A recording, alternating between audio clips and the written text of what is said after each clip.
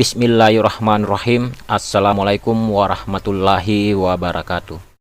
Selamat datang di channel Proyek Adaptasi. Kali ini saya akan memberikan informasi terupdate terkait pendaftaran seleksi P3K Guru tahun 2021.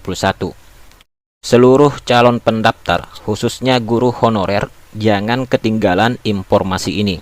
Informasi yang pertama yaitu terkait berkas pendaftaran yang perlu dipersiapkan dalam seleksi P3K Guru tahun 2021.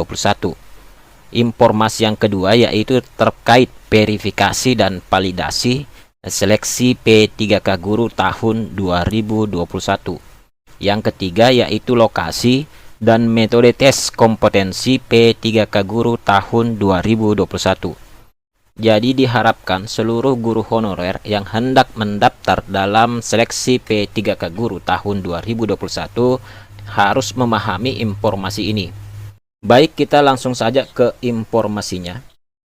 Informasi ini berdasarkan dari surat Kementerian Pendidikan, Kebudayaan, Riset, dan Teknologi, Direktorat Jenderal Guru dan Tenaga Kependidikan, yang diterbitkan tanggal 31 Mei 2021, dengan nomor 2796-GT.00.06-2021 perihal seleksi P3K Guru tahun 2021, di mana surat ini ditujukan kepada yang pertama yaitu Kepala Dinas Pendidikan Provinsi, kemudian yang kedua adalah Kepala Dinas Pendidikan Kabupaten dan Kota di seluruh Indonesia. Isi suratnya menindaklanjuti pengumuman Kementerian Pan-RB terkait formasi CASN P3K Guru tahun 2021. Dengan ini kami informasikan beberapa hal berikut. Yang pertama, calon peserta seleksi CASN P3K Guru tahun 2021 adalah A. Tenaga honorer X kategori 2 sesuai database tenaga honorer X K2 BKN. Kemudian B. Guru honorer yang mengajar di sekolah negeri di bawah kewenangan pemerintah daerah dan terdaftar sebagai guru di Dapodik Kemendikbudristek. C. Guru bukan ASN yang mengajar di sekolah swasta dan terdaftar sebagai guru di Dapodik Kemendikbudristek. Kemudian D. Lulusan pendidikan profesi guru atau PPG yang belum menjadi guru dan terdaftar di database lulusan pendidikan profesi guru Kemendikbudristek. Jadi mungkin sudah kita pahami semua bahwa calon peserta seleksi CASN P3K Guru tahun 2021 itu ada 4 jenis kategori. Selanjutnya poin kedua. Pendaftaran peserta seleksi CASN P3K Guru dilakukan melalui laman resmi Badan Kepegawaian Negara yaitu sscsn.bkn.go.id. Jadi seluruh proses pendaftaran akan dilaksanakan melalui portal resmi atau laman resmi Badan Kepegawaian Negara yaitu sscsn.bkn.go.id. Poin yang ketiga, peserta yang berstatus sebagai penyandang disabilitas dapat mendaftar ke formasi manapun kecuali A. Guru Bahasa Indonesia ahli pertama bagi penyandang disabilitas rungu. B. Guru Bahasa Inggris ahli pertama bagi penyandang disabilitas rungu. Poin C. Guru penjas orkes ahli pertama bagi penyandang disabilitas daksa. Dan poin D. Guru seni budaya keterampilan ahli pertama bagi penyandang disabilitas netra. Jadi untuk penyandang disabilitas diberikan kebijaksanaan untuk mendaftar ke formasi manapun kecuali keempat jenis formasi ini. Jadi keempat jenis formasi ini dikecualikan bagi penyandang disabilitas tertentu. Selanjutnya poin keempat. Seleksi CASN P3K Guru tahun 2021 meliputi seleksi administrasi dan seleksi kompetensi.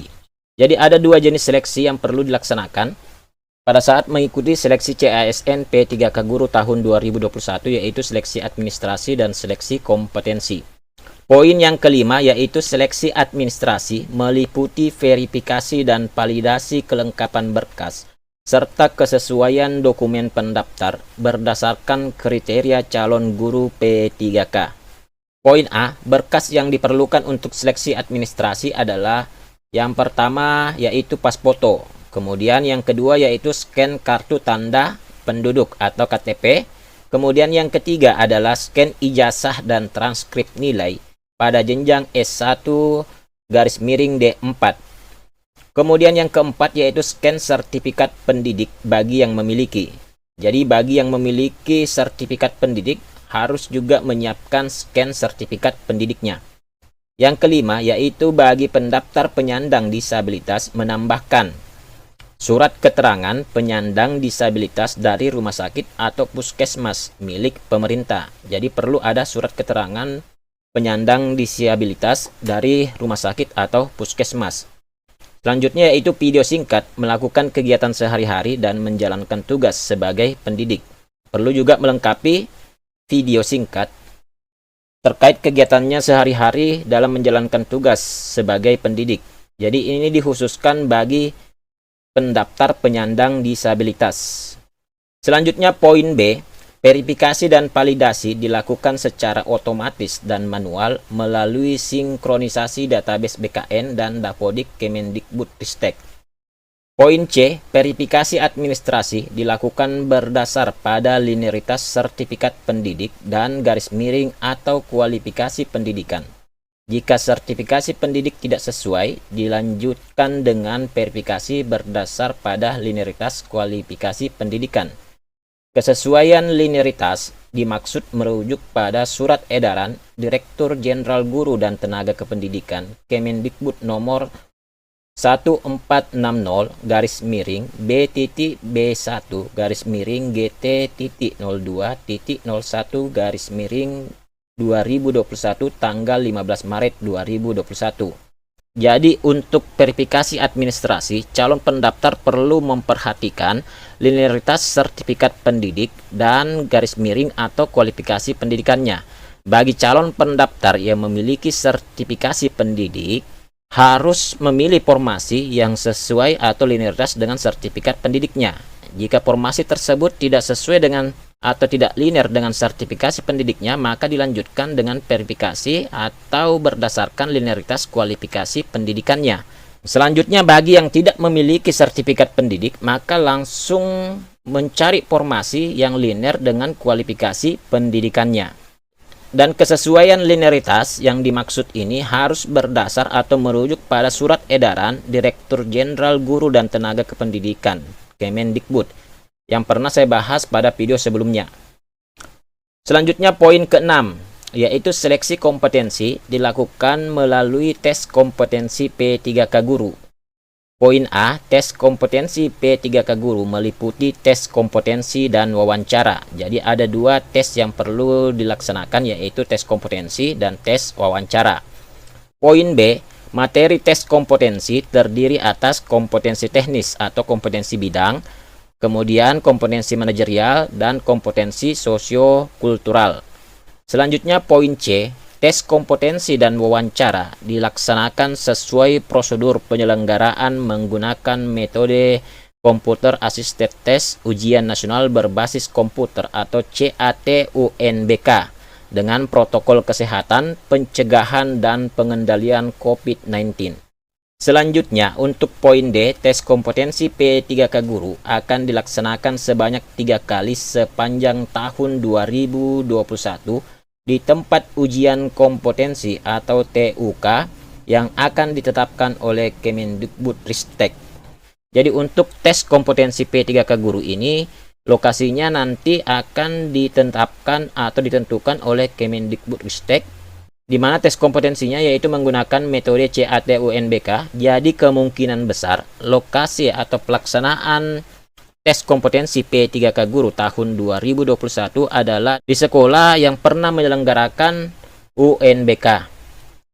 Kemudian poin E, seluruh pelaksanaan tes kompetensi P3K dibiayai oleh Kemendikbudristek melalui Ditjen GTK untuk pembiayaan SDM CAT-UNBK dan dana BOS untuk operasional di TUK yang meliputi kebersihan, kesehatan, dan keamanan. Jadi sudah sangat jelas bahwa lokasi TUK untuk P3K Guru itu akan dilaksanakan di sekolah yang pernah menyelenggarakan UNBK. Karena di sini ditekankan atau diharapkan penggunaan dana BOS untuk penyelenggaraan TUK yang meliputi kebersihan, kesehatan, dan keamanan. Selanjutnya poin F, hal-hal teknis berkaitan dengan pelaksanaan tes kompetensi P3K akan diinformasikan kemudian. Yang terakhir di sini disampaikan bahwa selanjutnya kami mohon bantuan saudara untuk menyampaikan informasi di atas sesuai dengan kewenangannya. Atas perhatian dan kerjasama saudara, kami sampaikan terima kasih. Direktur Jenderal Iwan Syahril. Tembusan PLT Sekretaris Jenderal Kemendikbudristek. Demikian informasi yang bisa saya sampaikan kali ini. Jika video ini bermanfaat, silakan di-share sebanyak-banyaknya. Terima kasih bagi kalian yang telah meluangkan waktu untuk menonton video ini. Jangan lupa bahagia dan selalu bermanfaat bagi orang lain.